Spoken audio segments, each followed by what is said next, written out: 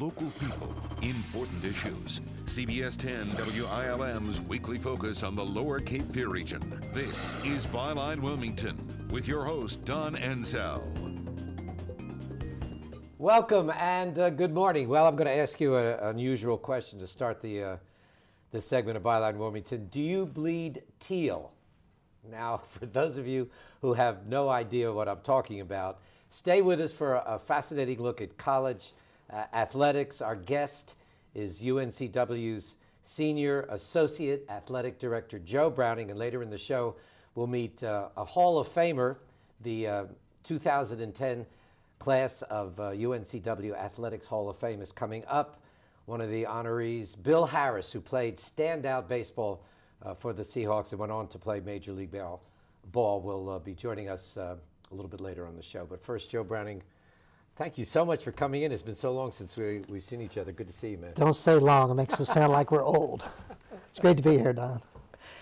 All right, let's start off with something pretty broad. Why have college athletics become such an important part of the whole system of higher education, do you think? Well, it's an interesting question. I think because, we're kind of the front step to the university, exposure-wise. Almost on a daily basis, we're either in the newspaper or on TV or on the internet now. So exposure-wise, regardless of what we do, we have 19 teams out there, either student athletes, coaches, or administration. UNCW has 19 yes. teams? Mm-hmm. And there's always something going on. Building a name and an identification? Absolutely. Branding, as you would say, trying to get the Seahawk name, the colors out there, not only locally, but regionally, statewide, and nationally. How much of it has to do with money? A lot. A lot. Obviously, you couldn't, for scholarships to fully fund all of our sports and to be successful, it all ties in with but it attracts money to the university? Yes. Oh, yes. We get revenue from season tickets, from single game tickets, and ultimately, if your program's successful, you're going to do well financially as well. So there's a connection. Oh yes, no question. And on the other side of the coin, some critics would say that the purpose of college and universities is for education. There's a big, they might say, frivolous emphasis on athletics. How do you answer that? I agree with them. I mean, we're here first and foremost to provide a quality education for our student athletes, and I'm proud to say that our student athlete graduation rates attest to that. They're always either first or second in the university system. We're very proud of that, and a lot of our student athletes know they're not going to be professional athletes when they leave. Some do. A few do. We have a baseball player right now, former player John Rayner, who is probably going to be on the Pirates opening day roster, has a very good shot, but he's really in the minority, so most of our student athletes are going to go on to become doctors, dentists, attorneys, although Wilmington has been a very fertile ground for baseball. It's a great baseball The town has. Great baseball area, yeah. We've had a very successful program, but our students are here to get an education first, and they take it very seriously. Okay, we're in the heat of basketball season right now. And this may be an outrageous question to some folks, including my director, who's a huge fan. But what difference does it make whether the Seahawks have a good or a bad season? Obviously, we want to have a good season because it kind of kickstarts a lot of our other sports. Men's and women's basketball are very important sports to us, and they're the top sports. Men's, women's basketball, and baseball.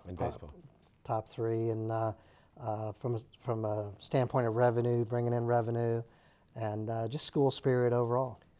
How are they doing, just for the record? This year so far, doing pretty well. We've got a lot of new players, 7 new players on the men's team. Still trying to develop a little chemistry, and hopefully by the CA tournament time, we're ready to go into Richmond and make a big splash. That's the Colonial Athletic League. Correct. Yeah. We've been members for 25 years. And how much of the team's performance is a reflection of the coach? A lot. I mean, the coach obviously is like a CEO of a company. You provide the direction, on and off the court, and But you know, you'll hear a lot of coaches say, you know, that they get a lot of pressure because they're coaching 18, 19, 20, 21-year-olds who sometimes make the right decisions, sometimes don't. So it goes a little bit both ways, but the coach ultimately is the head of the program. And correct me if I'm wrong, but there appears to be a significant difference in the Seahawk men's basketball program since the days of Jerry Wainwright and Brad Brownell, before Benny Moss took over the program. What are your comments on that? I don't think there's significant difference. I mean, the coaches, I think all three gentlemen have been very good coaches, are very good coaches, and have provided great guidance. Different styles, maybe, yes. I mean, because no two coaches coach the same. The records haven't been significantly different for the team? I'd have to go back and check. I know we went to postseason, certainly under Jerry for the first time, and then Brad, we advanced to postseason as well.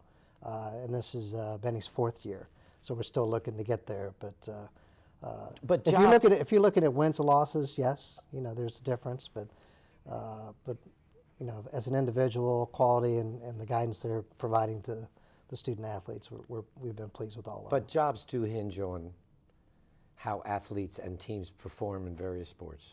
That's a big part of it, yes. Statement? Yes. And who makes those decisions? What decisions?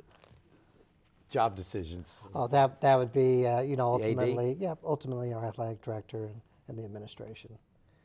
And let's talk about your job at the school. You recently got a promotion.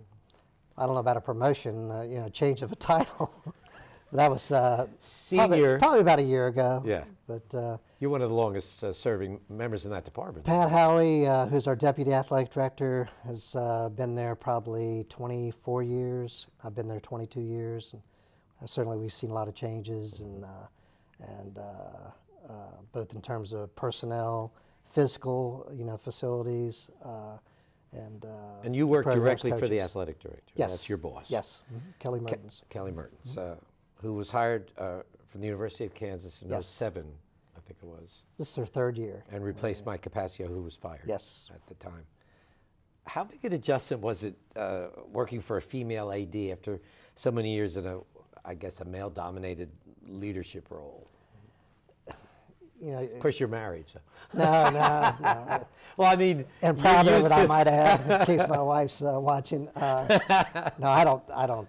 There's no difference. There's no difference. It's, you know, individuals, you know, all have their own management styles, and you just adjust to them. And she's done a great job, and we're looking forward to many, many more years. So. Okay, we're gonna take a short break. We'll be back. Talk more with Joe Browning, and stay tuned. We're gonna also talk to standout baseball player for the Seahawks for 63, 64, and 66. Went on to play for the major leagues, and now is going to be honored this week as from UNCW Athletics Hall of Fame. Bill Harris will be joining us, so stay with us.